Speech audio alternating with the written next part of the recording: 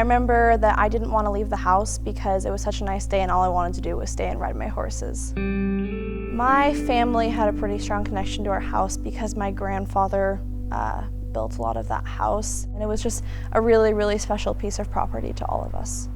My dad got a call from his friend, and he goes, "Hey, are you guys okay?" And my dad's like, "Yeah, why wouldn't we be?"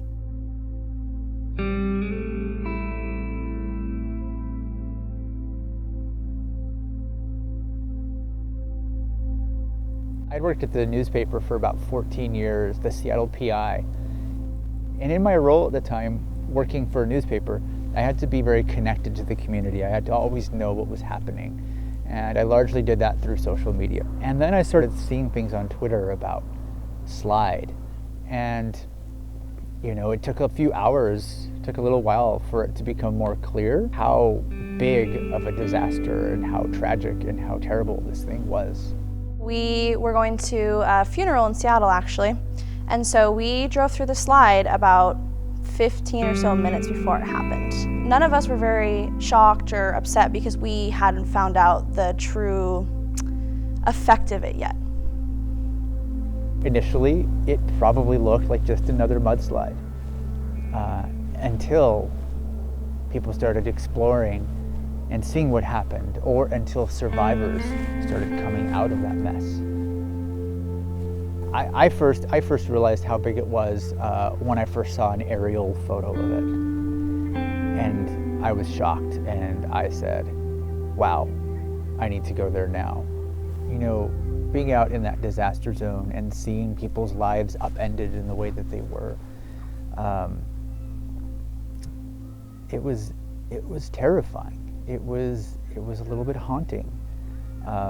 You know, I wanted to be so respectful out there in that disaster zone because it was like walking in a graveyard.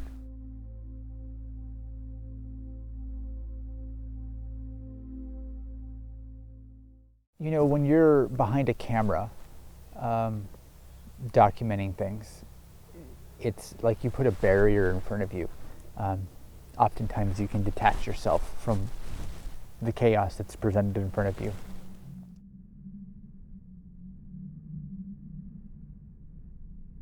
Well, geologically, what happened the day of that landslide is that a piece of the valley wall failed, dropped off the valley wall, turned into a debris avalanche, debris flow that spread across the valley floor, causing havoc and destruction. And then the next piece of the hill back dropped into the hole that was created when that first piece tragically shot across the valley bottom. You know, this was a hill that had failed many times since the last ice age, and with this most recent failure, we got an awful lot of rain right on that site, which set the stage for the failure, but it doesn't fully explain why it traveled so far, so fast this time, and cascaded right across a community of dozens of houses and killed 43 people in under a couple minutes.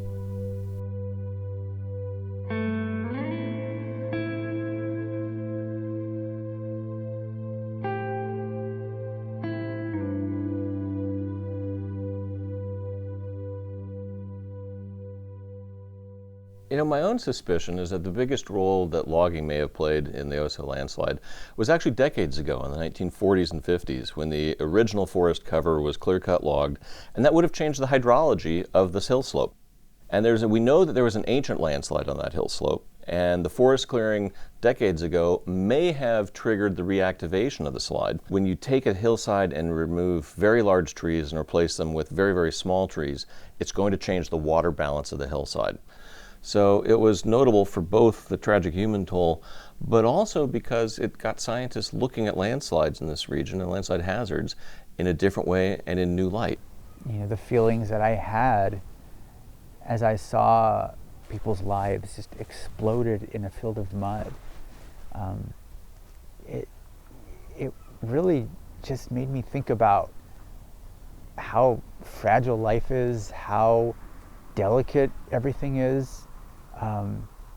You know, the fact that something as simple as a hillside, it's always there. You know, you drive past it, you never think that a hillside is going to come down in the way that it did. We didn't know what we were going to come home to.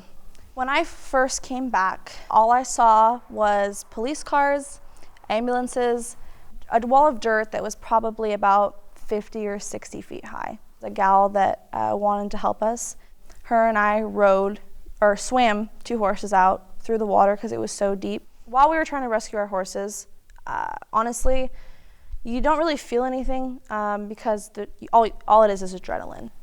You know, mixed in the mud were family photos, mixed in the mud were people's clothes, you know, hangers, telephones, books. The response came from the west side, and they stopped at that mud. But on the east side, an interesting thing happened because the first responders weren't able to make it there as quickly. They weren't able to go all the way around through the North Cascades, and the locals had to step up.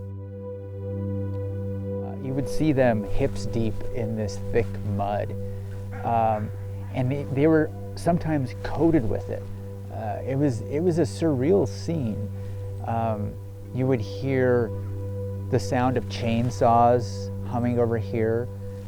Snohomish County brought out some little hovercrafts to deal with the water, to search for people in the water, knowing what's out there, knowing that there are people stuck in that mud.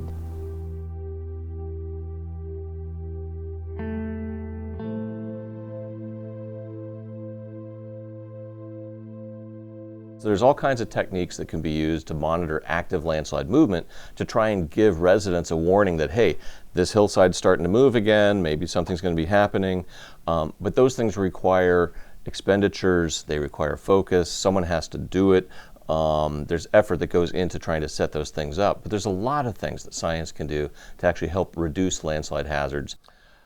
You know, the way to actually get the stability that trees may have been adding to the landscape back on the landscape is to get big trees back in the landscape.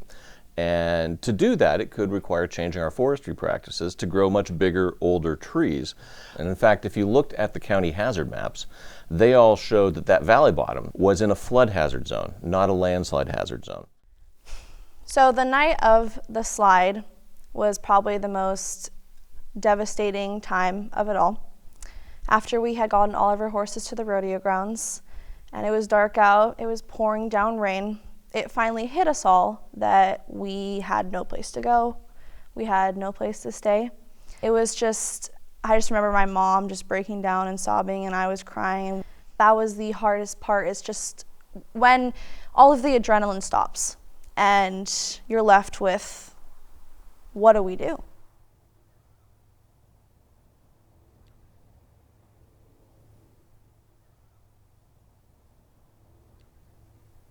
I saw people responding, people standing up, community members, neighbors that maybe don't speak to each other on a regular basis, but when presented with disaster, people just naturally respond.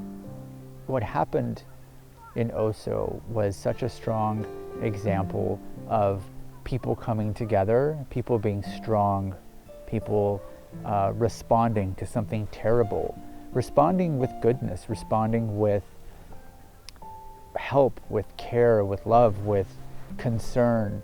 There were just so many examples of that.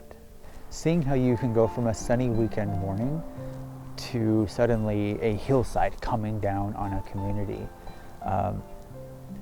it really made me think about how quickly things can change. Life didn't get back to normal for probably like a year after, honestly. It takes so long to recover from something like that. The biggest lesson that I took away from the slide was, I mean, your life can be taken away instantly, or everything you have can be taken away instantly, and you truly never know when your last day could be. So just be thankful of what you have, because a lot of people are like, oh, that would never happen to me. I mean, I said the same thing, but it did. And you never know. So just appreciate what you have.